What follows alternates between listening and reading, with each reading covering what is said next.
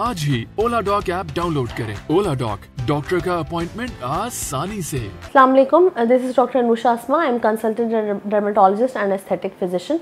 I did my MBBS from Dow University, and after that I did my post-graduation dermatology from Dow University. I deal both in clinical dermatology and aesthetic procedure. आज जो है वो हम बात करेंगे ख़ारिश वाली बीमारी के बारे में, जिसको जो है वो स्केबीज़ कहते हैं। स्केबीज़ जो है वो एक बीमारी है जिसमें जो है वो मोस्ट कॉमनली ख़ारिश बहुत ज़्यादा शदीद होती है, बच्चों और बड़ों दोनों को होती है। बेसिकली स्केबीज़ जो है वो एक कीड़े की वजह से होती है जिसको सार्कोप्टेस स्केबियाई या फिर इच माइट कहा जाता है। ये कीड़ा जो है वो एक से दूसरे इंसान को हाथ मिलाने, गले मिलने या एक साथ रहने की वजह से लग जाता है। इसके अलावा जो है वो जानवरों से भी इंसानों को मुंतकिल होता है। अगर आपके घर में पालतू जानवर हैं, कैट्स हैं, डॉग्स हैं, तो उमूमन उनसे भी जो है वो ट्रांसफ़र हो जाता है। अच्छा, उमूमन जो है वो बच्चों, बड़ों, बूढ़ों सबको जो है वो ये ख़ारिश जो है वो देखी जा सकती है। ज़्यादातर उन लोगों में होती है जो ग्रुप्स की शक्ल में रहते हैं, जैसे जो बच्चे मदरसों में पढ़ते हैं या जो हॉस्टल्स में रहते हैं या जो ग्रुप की शक्ल में जो है वो एक अपार्टमेंट में बहुत सारे लोग रह रहे होते हैं, तो उनको जो है वो ईज़िली एक से दूसरे से स्प्रेड हो जाती है। अब चूँकि जो है ये स्प्रेड होती है तो साथ में जो है ये आपके बिस्तर, गद्दों, तकियों, लिहाफ में अंदर भी जो है वो घुस जाती है, तो इसलिए जो है वो उन सब की सफाई भी बहुत ज़्यादा ज़रूरी है। अच्छा, उमूमन इनकी अलामात क्या होती हैं कि ख़ारिश होती है, बहुत ज़्यादा शदीद ख़ारिश होती है। उमूमन रात के वक्त ख़ारिश ज़्यादा होती है, इतनी ख़ारिश ज़्यादा होती है कि आपकी जो है वो नींद ख़राब हो जाती है। लोग कंप्लेन करते हैं कि मुझे रात में सही से नींद नहीं आई ख़ारिश की वजह से।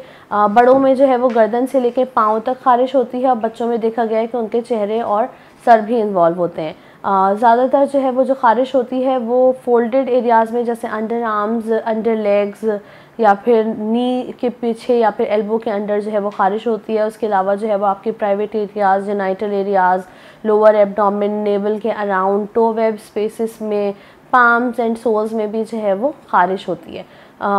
उसके अलावा जो है वो इसमें ड्राई इच होती है। ख़ारिश करने के बाद जो है वो स्क्रैच मार्क्स बन जाते हैं, छोटे छोटे दाने हो जाते हैं। मुसलसल ख़ारिश होने की वजह से जब स्किन बैरियर ख़राब हो जाता है तो उस पर जो है वो सेकेंडरी बैक्टीरियल इन्फेक्शन भी जो है वो हो जाता है, जिसमें जो है वो पस वाले मोटे मोटे दाने हो जाते हैं। अच्छा, ये जो है वो अगर बार बार हो, रिपीटेड इन्फेक्शन हो, ट्रीटमेंट ना की जाए तो इंटरनली जो है वो ऑर्गन्स को भी बाज़ औक़ात इन्वॉल्व करता है। ट्रीटमेंट जो है वो इसकी बहुत ज़्यादा आसान है। सबसे पहले तो जो है वो आपने डिसाइड करना है कि घर में या उस कंपाउंड में या जहाँ पे आप रह रहे हैं या फिर कोई मदरसा है तो उसके तमाम घर वालों को या तमाम लोगों को एक साथ जो है वो ट्रीटमेंट करना ज़रूरी है, ताकि एक साथ ही जो है वो कीड़े जो है वो मारे या ख़त्म किए जा सके। परमेथ्रिन 5% जो है वो सोल्यूशन मार्केट में इजीली अवेलेबल है। आपने जो है वो डिसाइड करना है, एक ही दिन सबने लगाना है। बच्चों को सर से लेकर पाँव तक लगाना है और बड़ों को जो है वो गर्दन से पाँव तक लगाना है। बॉडी का कोई हिस्सा भी छूटेगा नहीं। एक अच्छी क्वांटिटी जो है वो पूरी बॉडी में आपने रात के वक्त लगानी है। एटलीस्ट बॉडी में जो है वो 12 आवर्स तक ये दवाई रहनी चाहिए। रात में लगाने के बाद आपने जो है वो सुबह नहाना है। बॉडी के होल बॉडी कवर करनी है, armpits, under leg, soles, toe web spaces. Body का कोई हिस्सा भी छूटेगा नहीं। जहाँ पे ख़ारिश हो रही है आपने वहाँ भी लगानी है, और जहाँ पे नहीं भी हो रही है आपने वहाँ भी लगानी है। घर में जिसको ख़ारिश है उसको तो लगाना ही है, और जिसको ख़ारिश नहीं भी है, जो आपके कांटेक्ट में है, आपने उसको भी लगाना है, ताकि वो भी जो है वो लेटर ऑन अगर उसको ना हो और वो महफूज रहे। सुबह उठ के जो है वो रात भर लगा के सुबह उठ के आपने नहाना है। जो आपके कपड़े, चादर, तौलिया आपने पहना होगा वो सब आपने जो है वो गर्म खौलते पानी में धोना है, धूप में सुखाना है, इस्त्री करके इस्तेमाल करना है। इसके अलावा जो आपके लिहाफ, गद्दा और तकिया है जिनको आप धो नहीं सकते उनको जो है वो एटलीस्ट आपने 2 दिन तक यूज़ नहीं करना है और उसको सन ड्राई करना है।